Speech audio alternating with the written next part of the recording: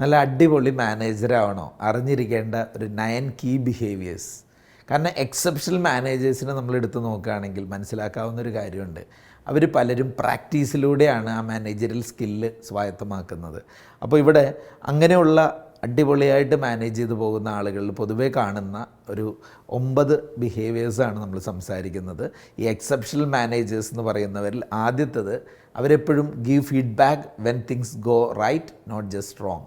അതായത് കാര്യങ്ങളിങ്ങനെ റോങ് ആയിട്ട് തെറ്റായി സംഭവിക്കുമ്പോൾ മാത്രം ഫീഡ്ബാക്ക് കൊടുക്കുന്നവരല്ല, കാര്യങ്ങൾ നന്നായി പോകുമ്പോഴും ടീമിന് ഫീഡ്ബാക്ക് കൊടുക്കുകയും അവരെ റീഇൻഫോഴ്സ് ചെയ്യുകയും ചെയ്യും. റീഇൻഫോഴ്സ് ചെയ്യുക എന്ന് പറയുമ്പോൾ എന്താണോ ഇപ്പോൾ നടത്തിയെടുത്തത് അത് വീണ്ടും നടത്താനായിട്ട് അവരെ പ്രേരിപ്പിക്കുകയും, നല്ല കാര്യങ്ങൾ ചെയ്യുമ്പോൾ ടീമിനെ അതിനൊപ്പം നിന്ന് മോട്ടിവേറ്റ് ചെയ്യും, നല്ലത് എന്താണോ അത് പ്രോത്സാഹിപ്പിക്കുകയും ചെയ്യുക, അത്തരം ഫീഡ്ബാക്കുകൾ കൊടുക്കുകയും ചെയ്യുക എന്നുള്ളത് എക്സെപ്ഷണൽ മാനേജേഴ്സ് എപ്പോഴും ചെയ്യുന്ന കാര്യമാണ്. രണ്ടാമത്തെ കാര്യം, focus on how the team thinks, not just the to do list.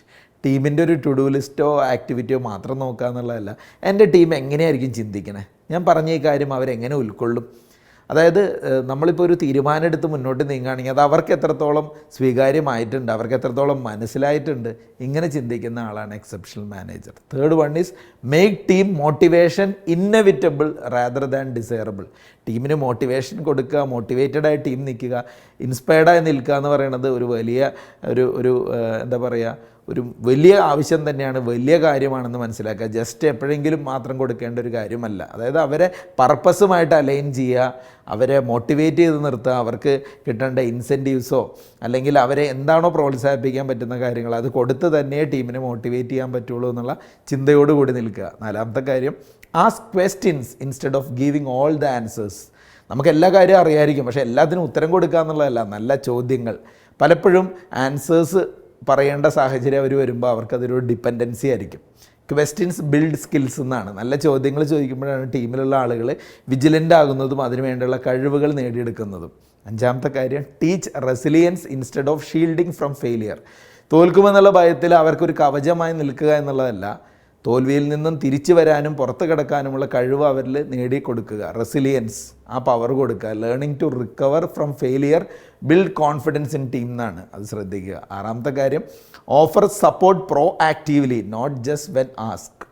ചോദിക്കുന്ന സമയത്ത് മാത്രമല്ല, പ്രോ ആക്റ്റീവായിട്ട് സപ്പോർട്ട് കൊടുക്കുക. നമ്മൾ പറയാം, ഐ നോട്ടീസ്, ഞാൻ നോക്കിയിരുന്നു, ശ്രദ്ധിച്ചിരുന്നു, നിനക്ക് ഇന്ന ബുദ്ധിമുട്ടുണ്ടല്ലേ, ഞാൻ എങ്ങനെ, അല്ലെങ്കിൽ ഹൗ ക്യാൻ ഐ ഹെൽപ്പ്, അല്ലെങ്കിൽ എന്തെങ്കിലും ആവശ്യമുണ്ടെങ്കിൽ ലെറ്റ് മീ നോ എന്നൊക്കെ പറയുന്ന വാക്കുകൾ ടീമിൻ്റെ ഉള്ളിൽ വലിയ തരത്തിലുള്ള നമ്മളിൽ നിന്നുള്ളൊരു സപ്പോർട്ട് അവർക്ക് കിട്ടുന്നതായിട്ടുള്ളൊരു ഫീല് കിട്ടും. അത് എപ്പോഴും നമ്മൾ ആസ് എ മാനേജർ ഡെവലപ്മെൻറ്റിന് സഹായിക്കുന്ന കാര്യമാണ്.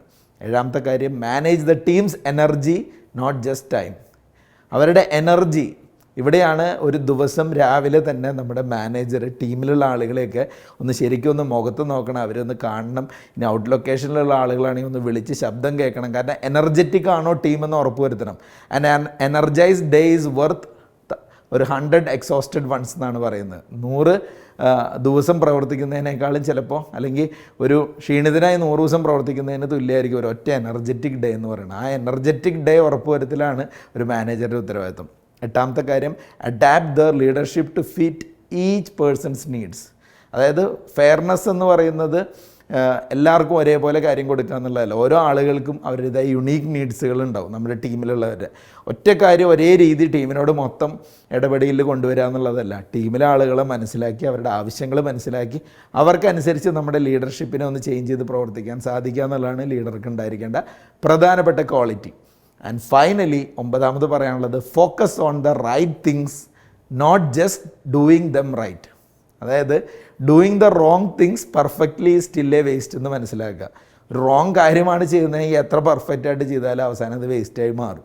അപ്പോൾ റൈറ്റ് തിങ്സ് തന്നെയാണ് ചെയ്യുന്നതെന്ന് ഫോക്കസ് ചെയ്യുക എന്നുള്ളതാണ്. അല്ലാതെ ചെയ്യുന്നത് കറക്റ്റാണോ എന്നുള്ളതല്ല, ആ ചെയ്യുന്ന കാര്യം കറക്റ്റാണോ എന്നുള്ളത് മനസ്സിലാക്കുകയും ബോധ്യപ്പെടുകയും ചെയ്യുക എന്നുള്ളതാണ് ഒരു നല്ല മാനേജർക്ക് ഉണ്ടായിരിക്കേണ്ട പ്രധാനപ്പെട്ട കാര്യം. ഇതൊക്കെ പറയാൻ കാരണം, ഇതുണ്ടാക്കുന്ന ഇമ്പാക്റ്റ്, ഒരു എക്സെപ്ഷണൽ മാനേജറാണെങ്കിൽ അത് ഒരു ലോങ് ടേം ഇമ്പാക്റ്റ് ചെയ്ത് പ്രസ്ഥാനത്തിലുണ്ടാകും, ജസ്റ്റ് ഷോർട്ട് ടൈം ഗോൾസ് മാത്രമല്ല. അപ്പോൾ ഒരു സ്ഥാപനത്തിന് ലോങ് ടൈമിൽ ഉണ്ടാകുന്ന സക്സസ് എന്ന് പറയുമ്പോൾ ആ വ്യക്തിക്കും ആ വ്യക്തിയോടൊപ്പം പ്രവർത്തിക്കുന്ന ടീമിനും എല്ലാം ഉണ്ടാകുന്ന നേട്ടങ്ങളാണ്. അപ്പോൾ ഒരു മികച്ച മാനേജറായി മാറാൻ ഇതൊക്കെ സഹായിക്കട്ടെ. Thank you.